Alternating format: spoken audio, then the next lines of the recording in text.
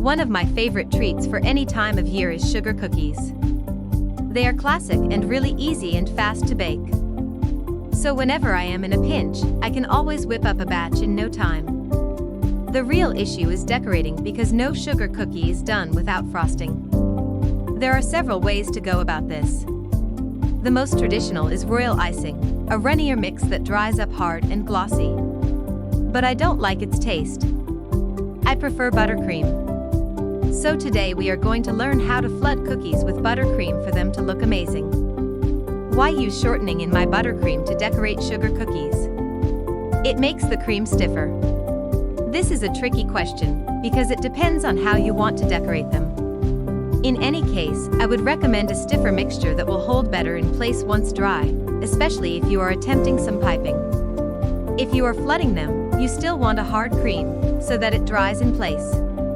To achieve this, I prefer a buttercream that is made with half butter, half shortening. It may seem icky the first time you hear about this, but shortening is your best friend when it comes to making a stiffer cream, as it has a higher melting point than butter. So when butter-only creams would get soft and melt, shortening and buttercreams can stay put better for longer. It keeps it white. Shortening is also white. This helps when it comes to decorating because it keeps the mix whiter. Butter has a yellowish hue and this can alter the resulting color. Another vital tip is using clear vanilla essence. The regular one will leave a brownish tint on the final mixture and dull any color you add in. Having a wider base will allow your selected colors to pop. We recommend you use gel food coloring that has lower water content so it will not affect the texture of the frosting. What is flooding? Flooding is a technique used in decorating sugar cookies. It is best suited to create a base for other types of decoration, as it paints the cookie a certain color in sections, although there are other special ways to do this. Basically, instead of pouring or spooning the frosting on top of the cookies, you create a barrier that will contain the frosting and prevent it from pouring over the sides. This will also allow the lines to be crisper and the overall finished appearance to be neater. It is generally used with royal icing. This is a type of icing that, when made, is almost liquid but dries down hard.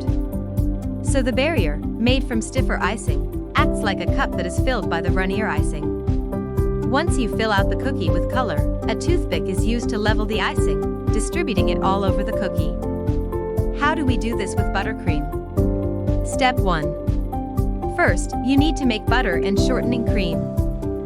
Once you have your favorite recipe whipped up, make sure that it is stiff in consistency. You can move forward to divide it into different containers and add the colors you are going to use.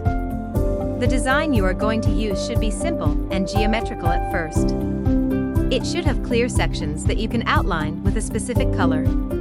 Step 2. Fill out a piping bag with the color that you need on the outline. Be sure to leave enough of the buttercream out of the piping bag to do the flooding afterward. Remember, this part will use just a small amount. The easiest thing to start with is by covering the whole cookie with the same color, so you would follow the cookie itself less than 1/4 of an inch toward the center. Step 3. Using a small round tip, proceed to draw the figure you need. That is your barrier. Now on to the filling. Step 4. Grab the rest of the buttercream and, in a microwave-safe container, heat it a few seconds at a time until it is a bit runny. Do not use it right away. Let it cool down a bit so that it does not melt the barrier. Step 5. We recommend the cookies be cooled down for this. That way, the buttercream cools down a bit once it touches the cookie and starts to set quicker. Then, with either a small spoon or a piping bag, carefully fill out the barrier you created before. Flood it, but do not overdo it. We do not want it spilling to the sides and ruining the design. Step 6. Even out with a toothpick and leave to set. Remember that, as it is buttercream, it will not dry as hard as royal icing. It will have a crust, but they are more delicate than other types of decoration. Before it completely dries out, you can add sprinkles, edible glitter, or anything else you want to stick onto the cookie. Other ideas. There are also other designs you can do with this technique. You can flood the cookie with stripes of 2 different colors and, while still runny, run the toothpick perpendicularly to create a design. Using that same premise, you can come up with different ways of altering the colors so that they create interesting shapes, like with nail art. Get creative and combine different colors. We believe they taste and look incredible. They are my absolute favorite. You can also play with different flavors for the buttercream that correlates with the colors you are using. There are so many possibilities. If you liked this video, don't forget to like and subscribe.